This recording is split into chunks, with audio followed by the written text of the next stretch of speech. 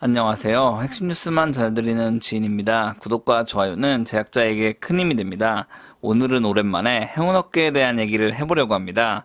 해운업계의 전략은 단순합니다. 덩치가 큰 회사가 여러모로 유리하다고 볼 수 있죠. 하지만 최근 들어서 글로벌 해운업체들이 다변화된 모습을 보여주고 있어 이에 대해 알아보려고 합니다. 또 이를 토대로 현대글로비스와 HMM은 어떤 전략을 고수하는지 파악해 보겠습니다. 그럼 시작하겠습니다. 일단 해운업계 1위가 변동한다는 내용을 먼저 살펴보겠습니다. 한국해양수산개발원의 7월 14일 보고서를 살펴보겠습니다. 이 보고서에 따르면 MSC가 머스크를 제치고 1위에 등극하기 직전이라고 말하고 있습니다. 현재까지는 머스크가 1위 자리를 유지하고 있으나 신조선이 추후에 인도될 경우 세계 1위 규모는 MSC가 될 것이라는 말이죠. 또 보고서는 MSC가 지난해 8월부터 60여 척의 중고선 매입과 43척의 신조선을 발주했다고 말하고 있습니다. 알파라이너의 그래프를 살펴보시면 머스크의 현재 선봉량은 417만 TU고 MSC의 선봉량은 407만 TU입니다. 다만 추후 늘어날 선봉량을 보면 MSC가 크게 상승하는 것을 볼 수 있습니다. MSC가 이런 전략을 취하는 것은 규모의 경제를 최대한 활용하기 위해서입니다. 앞으로 2-3년 동안 꾸준히 전 세계 물동량이 증가할 것이라고 예상하고 있고 이에 대한 수혜를 입기 위해 선봉량을 크게 확대하고 있다고 볼 수 있습니다.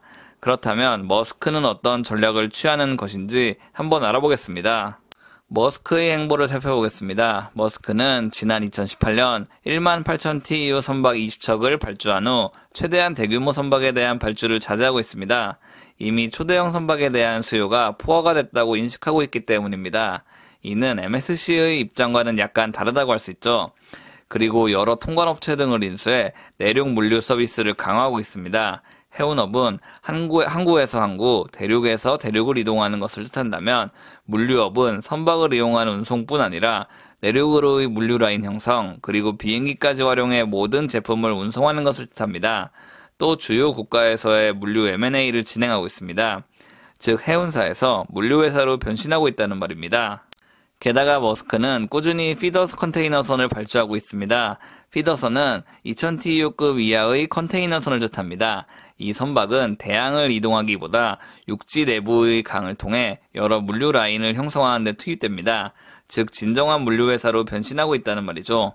해운업 덩치를 키워 시장을 석권하려는 MSC와 물류회사로서 역량을 강화하고 있는 머스크는 서로 다른 행보를 걸어가고 있다고 볼 수 있습니다. 그렇다면 현대글로비스의 전략을 간단하게 살펴보겠습니다. 유독 해운사 중에서 현대글로비스의 주가는 부진했습니다. 이는 현대글로비스가 해운업을 하고 있긴 하지만 이와는 별도로 내륙물류, CKD 물류 사업도 추진하고 있기 때문입니다.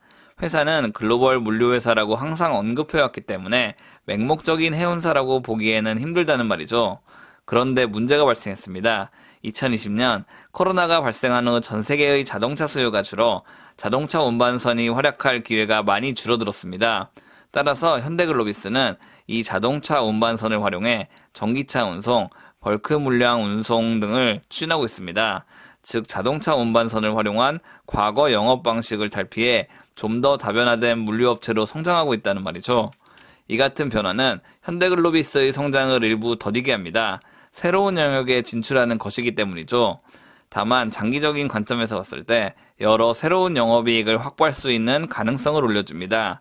즉 현대글로비스는 머스크와 유사한 사업 영역을 넓히고 있다고 볼 수 있습니다. 그렇다면 이제 HMM의 전략을 살펴보겠습니다. HMM의 전략은 명확합니다.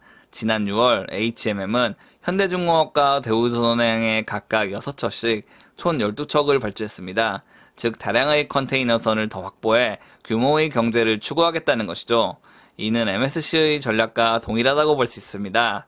앞으로 물동량은 더욱 상승할 것이고 이에 따른 컨테이너 물량을 확실하게 수주하겠다는 전략입니다. 즉 HMM과 MSC는 앞으로도 물동량이 크게 증가할 것이라고 생각하고 있고 현대글로비스와 머스크는 앞으로 물동량이 큰 폭으로 증가하지 않기 때문에 다변화된 물류 라인을 형성하고 있는 것이라고 볼 수 있습니다. 누가 오를지는 3년이 지나봐야 알 수 있을 것 같습니다. 그때가 돼서 물동량이 더욱 증가하면 HMM과 MSC가 승자가 될 것이며 그렇지 않으면 현대글로비스와 머스크가 승자가 될 것입니다. 현재 해운업은 엄청난 호황기를 지나고 있습니다. 또 이 호황기가 앞으로의 표준이 될 것이라는 관측도 일부 나오고 있습니다. 물론 언젠가 선박 과잉 상태가 되면 또 전 세계 여러 선사들의 이익은 급격하게 축소될 것입니다. 미래를 예측하기는 쉽지 않지만 회사들의 전략이 어떤지 충분히 분석하고 이에 대한 투자 방향을 대략적으로나마 유추해보는 게 투자자의 자세라고 생각합니다. 제가 준비한 소식은 여기까지입니다. 지금까지 핵심 뉴스만 전해드리는 지인이었습니다. 감사합니다.